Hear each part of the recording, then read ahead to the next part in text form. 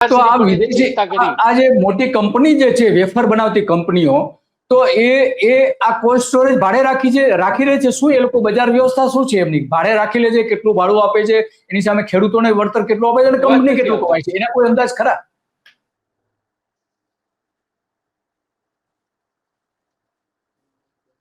Hello hello, અવાજ સંભળાય છે? અવાજ સંભળાય છે મારો? અવાજ સંભળાય છે મારો? જ્યારે પહેલા તો ખાવાના બટાકા જ આપણે ત્યાં વાવેતર થતું હતું અને મનાલી ને પંજાબ થી બિયારણ લાવતા હતા. જ્યારે ત્યારે કંપનીઓ બટાકાના વેપારમાં આવી, એમાં એમણે પોતાનું બિયારણ પોતાના ભાવે આપવાનું અને બટાકા ખરીદવાનો એક એગ્રીમેન્ટ ફિક્સ કર્યો. જ્યારે પાકે ત્યારે બટાકા એ લોકો ફિક્સ ભાવે ખરીદશે, જેનાથી ખેડૂતો આકર્ષાયા પણ ખરી. એમને એવું થયું કે એડવાન્સમાં વેપાર થઈ જાય તો નુકસાન થાય નહીં. તો આ વખતે પણ 250 રૂપિયા કંપનીઓ ખરીદે છે, 12.5 રૂપિયા કિલો. પણ એમનું બિયારણ મોંઘું આપે છે, પણ ખેડૂત પાસે બીજો કોઈ ઓપ્શન નથી એને ખરીદવા સિવાય. કારણ કે બટાકાની ખેતી કરવી છે અથવા તો સીઝન છે, તો એમને એ ધારો કે એગ્રીમેન્ટ હોય તો એમને નુકસાનમાંથી બચી શકાય. નફો ઓછો થાય પણ નુકસાનમાંથી બચી શકાય. એની સામે એ કંપનીઓ કોલ્ડ સ્ટોરેજ ભાડે રાખીને એ જયારે એક્સપોર્ટ કરીને કરોડો રૂપિયા કમાઈ રહી છે. એ આઈફન ફૂડ હોય, ઇસ્કોન બાલાજી હોય, બાલાજી વેફર્સ હોય, એવી ઘણી બધી બહારની કંપનીઓ પણ આવી ગઈ છે કે જે કંપનીઓ પોતે આના બેઝ પર કરોડો રૂપિયાનો નફો કરી રહી છે, પણ ખેડૂતને સામે નુકસાનમાંથી એ ઉગરી જાય છે. ત્યાં એને પૂરતા પ્રમાણમાં નફો ઓછો વધતો મળે પણ એને નુકસાન થતું નથી. સામે ખાવાના બટાકાની ચિંતા, એટલે જો ખેડૂત આ નહીં પકવે તો આપણે આ જે કંપનીઓ મોટી કંપનીઓ જે છે એ ગોડાઉન ભાડે રાખી લે છે, ખેડૂતોના ભાગે નથી આવતા. અને સબસિડીનું શું પરિસ્થિતિ છે? સબસિડી કંપનીઓને ચૂકવાય છે? સબસિડી કંપનીને નથી ચૂકવાતી. કોલ્ડ સ્ટોરેજ બનાવવા માટે સબસિડી આપવામાં આવે છે. કોલ્ડ સ્ટોરેજ બનાવે ને ત્યારે દરેક જે બનાવે છે એને આપવામાં આવે છે. કંપનીઓ એ કોલ્ડ સ્ટોરેજ ભાડે લે છે, પણ એમને તો સામે નફાની એટલી મોટી ગુંજાઈશ છે કે એમને ભાડું પણ નડતું નથી અને ખેડૂતોના બટાકા તો એમને એગ્રીમેન્ટ કરીને ફિક્સ ભાવે લઈ જ લેલા હોય છે. તો એ તો દર વર્ષે નફો કર્યા જ કરે છે કરોડો રૂપિયામાં. જે પ્રશ્ન છે એ ખાવાના બટાકા જે ખેડૂતો ઉત્પાદન કરે છે ને, એમાં દર વર્ષે 2 વર્ષે આવે જ છે.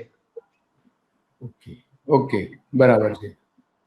તો હવે આપણે અહીંયા જોઈએ કે બીજા રાજ્યોમાં બટાકા ખેડૂતો ફેંકી રહ્યા છે, તો હવે એ દિવસો આપણે ગુજરાતમાં પણ આવશે. જોઈએ એક વિડીયો જે છે એ જોઈએ આપણે, એટલે ખ્યાલ આવી જશે.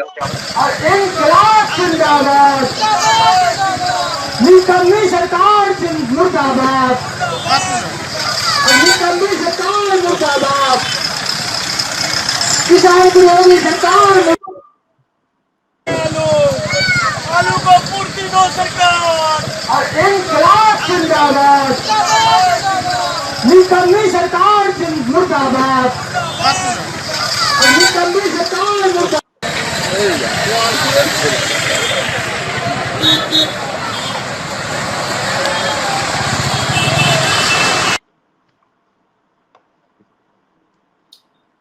તો હવે નવીનભાઈ, આપણે ત્યાં પણ આવી પરિસ્થિતિ આવશે એવું લાગે છે તમને? હાજી, આપણે ત્યાં ખેડૂતોને હવે શું પર, કારણ કે 3 રૂપિયે તો કોઈ વેપારીઓ લેવા તૈયાર નથી, 3 રૂપિયા કિલો.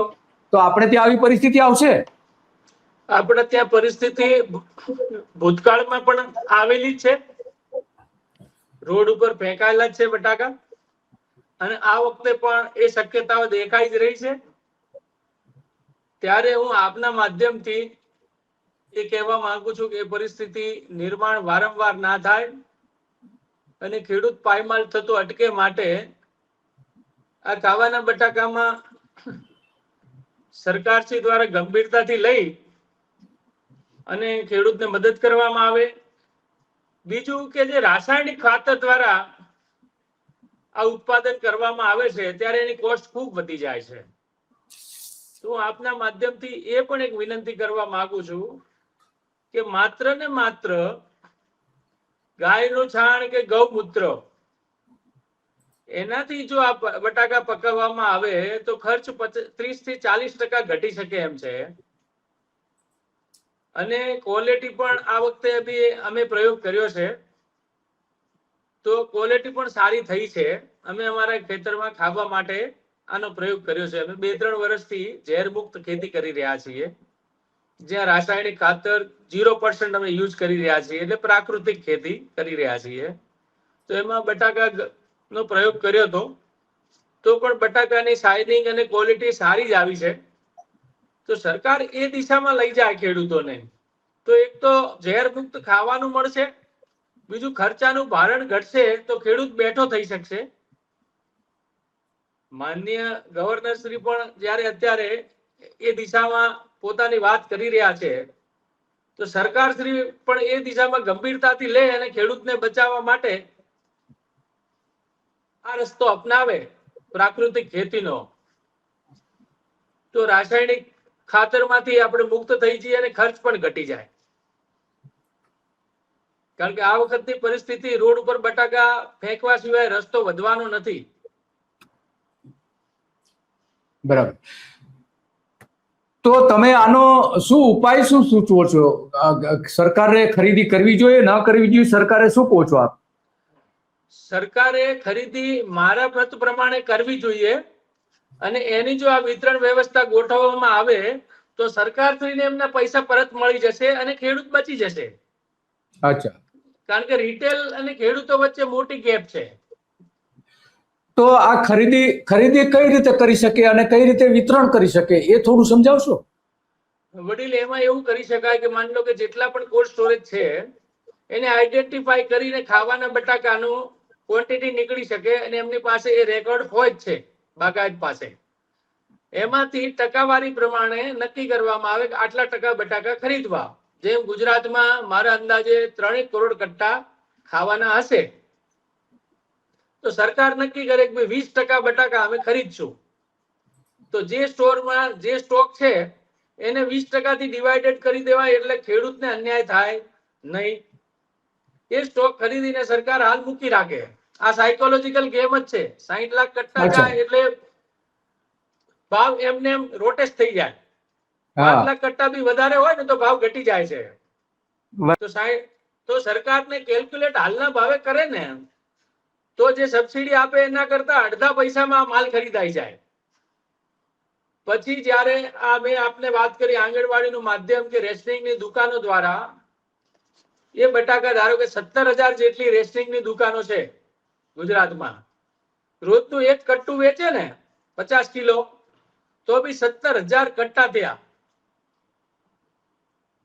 દર મહિને 5 લાખ કટ્ટા રેશનિંગની દુકાનો પર વેચી શકાય એટલાની તો જરૂર પણ પડવાની નથી લાંબી, 60 લાખ કટ્ટાની. તો શું થાય? સરકારને પણ નુકસાન ના થાય, ખેડૂતને પણ નુકસાન ના થાય. કારણ કે પ્રેક્ટિકલી રસ્તો કાઢીએ ને તો જ ખેડૂતને મદદ થાય સાચી. નહીતર તો શું છે, વચેટિયાઓ એનો લાભ લઈ લે, સરકાર પૈસા આપે અને ખેડૂત સુધી પહોંચે નહીં.